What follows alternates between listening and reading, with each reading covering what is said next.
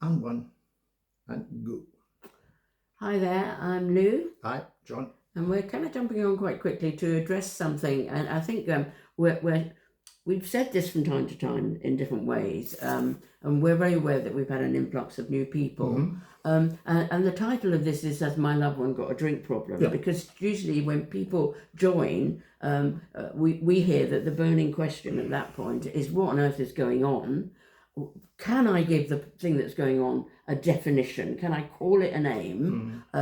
That's why I think we used to call this, "Is my loved one an alcoholic?" Yeah. If I can call it a name, then I can find out what it is and start addressing it. And you know, and I know, well, I lived with a drinker for all the time. They're saying to you, actually, no, it's not as bad as you're saying. So they're minimizing what's going on. And so there's this, I think it's very stress-inducing. So we're just going to tackle this. We call it problem drinking. Tell us why do you like the term problem drinking? I think I like the term problem drinking because it's drinking that causes problems. Okay. Or it's something to do with that behaviour, and there's a problem with it. I mean, it used to be, unless you were actually falling down all the time, then, and people said, it's all right, there isn't really a problem. Okay. So that was the classic alcoholic until the last, say, 20, 30 years. It's the person who drank themselves senseless, basically.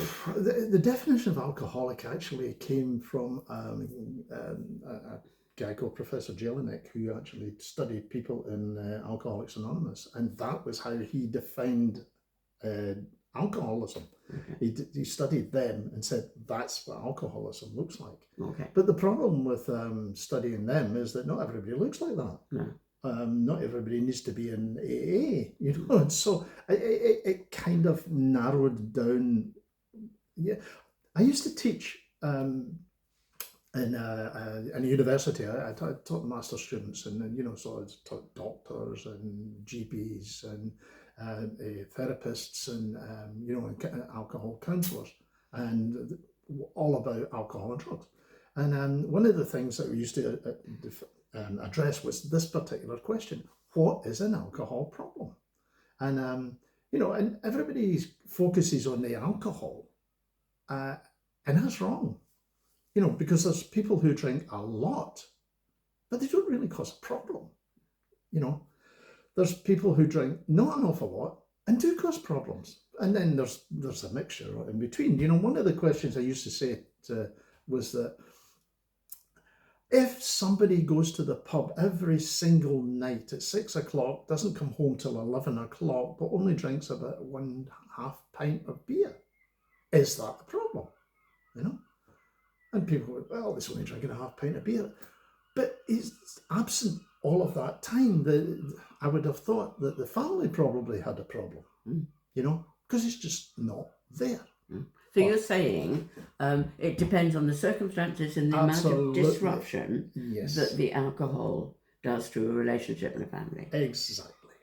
Exactly. So it's about the outcomes. It's not about the actual drink itself. It's the outcomes and what happens with it. We talked about the ABC, the antecedents, what happened before it, the behaviour, what happened during it, and the consequences, the kind of outcome of it, And when you start to look at that, you start to define it in a different way. And what it also does is it takes it away from the drinker saying, well, I don't have a problem, to, yes, but we do, we do because you do this. You're never there. And that's what share is. If you're new to the site, yes. That's exactly what share is. So first of all, to validate why you are here, if you are in a situation where the alcohol comes and disrupts what is normally smooth family living or relational living, then you are allowed to say there is a drink problem. Now, you could say if somebody lived in a bedsit by themselves and chose to drink themselves senseless every night, that is their choice to do so, and that does not disrupt anybody except for their own lives. But the people that have come here are usually in relationships. Their mums, their dads, their children who've got alcoholic or drink problems with their family or partners. So if you're here, the good news is it's highly likely that the person who you love has got a drink problem. And, you are allowed to say that. You are allowed to feel it. And it is a really valid feeling that has caused you to, particularly if you're a family member, here on this site. And I think when you realise that, you can actually heave a sigh of relief and think, I'm not making it up. Yeah, I think one of the things about Bottled Up that makes it maybe not unique, but certainly different from an awful lot of other agencies is that we define alcohol problems in a slightly different way. People tend to, certainly in the past, say the alcohol problem was all about the drinker. It's all about the drinker. It's all about their drinking. And we are saying, no, it's not. It's much more wide than that. And there is some statistics around that says that, every drinker affects about 3 to 5 people, so the drink problem is the province of the family, not just the drinker. And that's why I get really quite hot under the collar when, alcohol agencies will only treat the drinker, and, and because of confidentiality, they don't let you know anything that's going on. And I think that's crazy, because the alcohol problem is, is part of the family, and that's the. It's a relational, often dynamic. It is, really? and that's why we created, these tools like share and love, because the drinking problem is part of the is bound up in the family, and so is the recovery. So, and it's hard to disentangle from both. So one of the first things that people say to me when they come along is, "Am I just making a fuss?" Yeah, I was just going to say, you are not making a fuss, you are not exaggerating, you are not controlling, and you're not being hypersensitive, okay? And you can probably think of 2 or 3 other things that you have been told. Now, your drinker is getting something out that drink. From your point of view, it might be something awful because of the results of that, but your drinker is drinking for a reason that is very important to them. So they will minimize what they're doing, and they'll maximize the fuss that you're making to actually make it feel as if you're the one with the problem and they're not. Yeah.